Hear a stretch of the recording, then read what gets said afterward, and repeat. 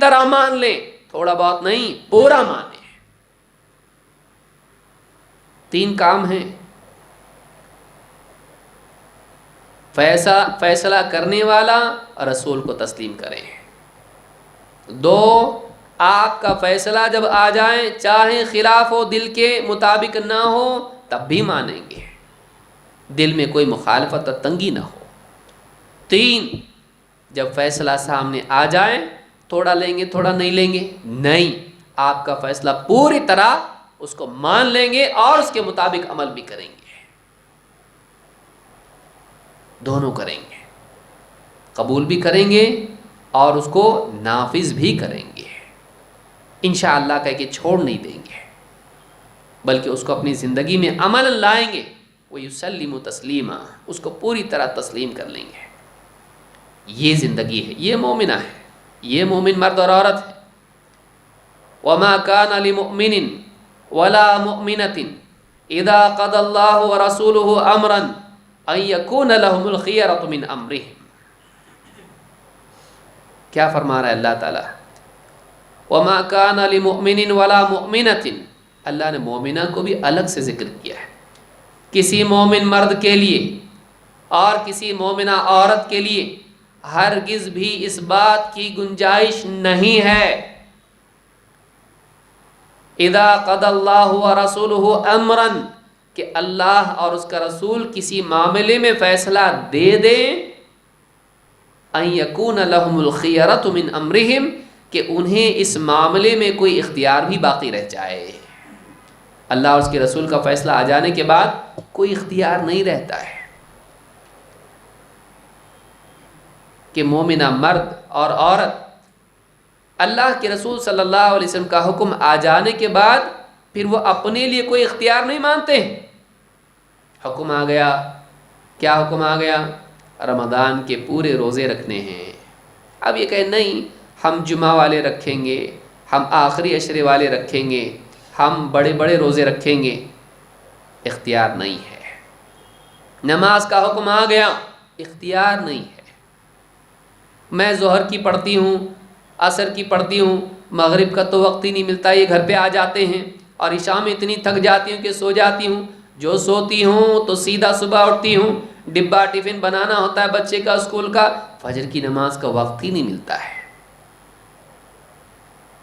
تجھ کو چوائس نہیں ہے، چن چن کے نماز پڑھے گی، چن چن کے روزے رکھے گی، تجھ کو اختیار نہیں ہے۔ میں باہر جاتی ہوں تو حجاب کرتی ہوں، لیکن دوسرے رشتہ دار پرائے مرد ہیں ان سے پردہ نہیں کرتی ہوں، رشتہ دار ہی تو ہیں، دیور، ہاں، چچا زاد بھائی، خالہ زاد بھائی، پھوپھی زاد بھائی، کیا ہے یہ؟ ان سے پردہ نہیں ہے؟ ان سے پردہ ہے، اختیار ہے۔ باہر کرتی ہوں، گھر میں نہیں کرتی ہوں، ان لوگوں سے بھی پردہ ہے۔ تو جن سے پردہ ہے، رشتہ دار اگر ہیں، ان سے پردہ نہیں کرتی ہوں، ہاں باہر جاتی ہوں پردہ کرتی ہوں۔ اختیار تجھ کو کہاں سے ہوا؟ اختیار نہیں ہے۔ کئی احکام ایسے ہیں ہم ان میں اپنا اختیار بنا لیتے ہیں، یہ کریں گے یہ نہیں کریں گے، یہ کریں گے یہ نہیں کریں گے۔ یاد رکھیں کہ مومنہ عورت اس کا دل چاہے نہ چاہے اس کو وہ ماننا ہے جو اللہ کے رسول صلی اللہ علیہ وسلم کا حکم ہے۔ اس روایت سے اس عورت سے یہی سیکھنے کو ملتا ہے، ان صحابیہ سے ہم کو یہی سیکھنے ملتا ہے کہ اگر اللہ کے رسول صلی اللہ علیہ وسلم نے کہا ہے، دل نہیں مان رہا ہے، پھر بھی دیکھ لو، لیکن اگر نہیں کہا ہے تو اللہ سے ڈراتی ہوں تم کو میں۔ تو دوسری چیز، کامیاب عورت کا مزاج یہ ہے کہ اولاً تو یہ جیسے کہ پردہ اس کے مزاج کا حصہ بنے، صرف اس کے لیے پردہ رسم نہ بنے، اس کا مزاج ہو۔ لہٰذا آپ دیکھیں گے کہ بعض عورتیں پردہ تو کرتی ہیں، لیکن بازار میں خریداری کے لیے جائیں گی تو جس سے دکاندار سے ایسی بات کریں گی جیسے شوہر سے بات کر رہی ہیں، کھلکھلا کے ہنسیں گی اور ایک دم ہاں اس کا دل جیتنے کی کوشش کریں گی، کیوں؟ کم میں خریدنا ہے۔ بہت شرم کی بات ہے، مسلمان عورت بہت غیرت مند عورت ہوتی ہے، پرائے مردوں سے ایسی کبھی بات نہیں کرتی ہے کہ اس کے دل میں جگہ بنانے کی کوشش کرے۔ اللہ تعالیٰ نے نبی اکرم صلی اللہ علیہ وسلم کی بیویوں سے کہا ان اتقیتن فلا تخضعن بالقول فیطمع الذی فی قلبہ مرض وقلن قولا معروفا۔ کیا کہا؟ اے نبی کی بیویوں، یا نساء النبی لستن کاحد من النساء، اے نبی کی بیویوں تم عام عورتوں کی طرح نہیں ہو، اپنے مقام کو پہچانو، تمہارے لیے اور بھی زیادہ سختیاں ہیں، تم لوگوں کے لیے نمونہ ہو، نبی کا گھر ہے۔ یا نساء النبی لستن کاحد من النساء، اے نبی کی بیویوں تم عام عورتوں کی طرح نہیں ہو۔ ان اتقیتن، اگر تم واقعی اللہ سے ڈرنے والی ہو، فلا تخضعن بالقول، تو اپنی بات میں ایسی لچک پیدا مت کرنا، فیطمع الذی فی قلبہ مرض، کہ جس انسان کے، جس مرد کے دل میں شہوتوں کی بیماری ہے، اس کا دل تمہاری طرف مائل ہو جائے۔ فیطمع الذی فی قلبہ مرض، کہ جو آدمی بیمار دل والا ہے، شہوت پرست ہے، خواہش پرست ہے، کہیں وہ تمہاری امید نہ باندھ لے کہ میری طرف راغب ہے، اپنا میرا دل جیتنے کی کوشش کر رہی ہے، اس کے دل میں ایک غلط خیال نہ آ جائے، ایسی بات مت کرنا۔ کتنی خواتین ہیں، دیکھیے آفس سے شوہر کے لیے فون آیا، شوہر باتھ روم میں ہے، فون اٹھا لیا، کمپنی کا باس ہے، ارے بھابھی کیسی ہو؟ اب بھابھی ایسے بات کر رہی ہے کہ جیسے دونوں میں کوئی حجاب کا معاملہ ہی نہیں ہے۔ ایسی بات نہیں، سیدھی سادی بات، بد اخلاقی بھی نہیں کہ جھڑک دے، وَقُلْنَ قَوْلًا مَعْرُوفًا، معروف بات کرو۔ ایسی بھی لچک نہیں کہ اس کا دل جیتنے کی کوشش کی جائے، اور ایسی بھی سخت بات نہیں کہ بد اخلاقی ہو جائے۔ وَقُلْنَ قَوْلًا مَعْرُوفًا، ٹھیک ٹھیک سیدھی سیدھی بات کرو، جس میں کوئی جذبات ایسے نہ ہو، محبت کے جذبات، دل لبھانے کی کوئی بات نہ ہو۔ یہ چیز مومنہ کا مزاج ہے، یہ مزاج میں ہونا چاہیے، ورنہ پردہ کر لیا، لیکن پردہ کرنے کے بعد بھی عورت، اس کی بات چیت ایسی ہے کہ گویا پردہ نہیں ہے، بات چیت ایسی ہے کہ پردہ گویا کہ نہیں۔ اور کس سے؟ عید کے کپڑے خریدنے جا رہی جوتے چپل والوں سے؟ تیرا یہ لیول ہے، تیری یہ اوقات ہے کہ تو جوتے چپل والوں سے بھی ایسی بات کرے کہ ان کا دل جیتنے کی کوشش کرے، ان کے بھی دل میں تمنائیں ہونے لگی، وہ بھی تجھ سے مذاق کرنے لگے۔ جب عورت آزادی دیتی ہے تو بد کردار مرد بھی اس آزادی کا پورا فائدہ اٹھاتے ہیں، بھابھی بھابھی کہہ کے وہ ایسی باتیں کرتے ہیں جو اخلاق کے دائرے سے باہر ہوتی ہیں۔ جب ایک قدم عورت کی طرف سے ہوتا ہے، 10 قدم مرد بڑھتا ہے، یاد رکھیں اس بات کو۔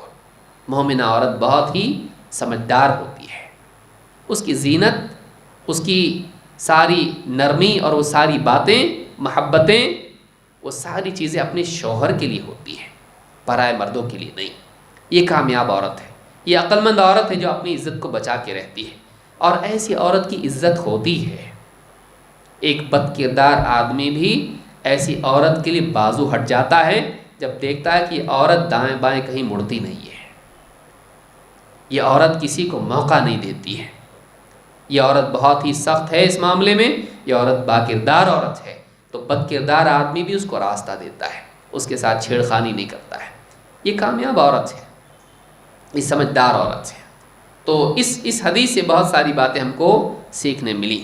یہ حدیث مسند احمد، ترمذی، نسائی اور ابن ماجہ میں موجود ہے۔ نمبر 3، دین میں تفقہ۔ کامیاب عورت کون ہے؟ جس کے پاس دین سیکھنے کا مزاج ہو، وہ علم کی قدردان ہو، وہ قرآن و سنت کا علم حاصل کرنے کی شوقین ہو۔ اللہ کے نبی صلی اللہ علیہ وسلم کے زمانے کی خواتین کے بارے میں، خاتون جنت کون؟ عائشہ رضی اللہ تعالیٰ عنہ۔ فرماتی ہیں نعم النساء نساء الانصار. دیکھیے کتنا بڑا اوپینین ہے. کہتی ہیں انصار کی عورتیں بہت بہترین عورتیں تھیں. کیا خوب عورتیں تھیں. کون؟ انصار کی عورتیں. نعم النساء نساء الانصار. انصار کی عورتیں کیا عمدہ عورتیں تھیں، کیسی اچھی عورتیں تھیں. لم یکن یمنعہن الحیاء ان یتفقہن فی الدین.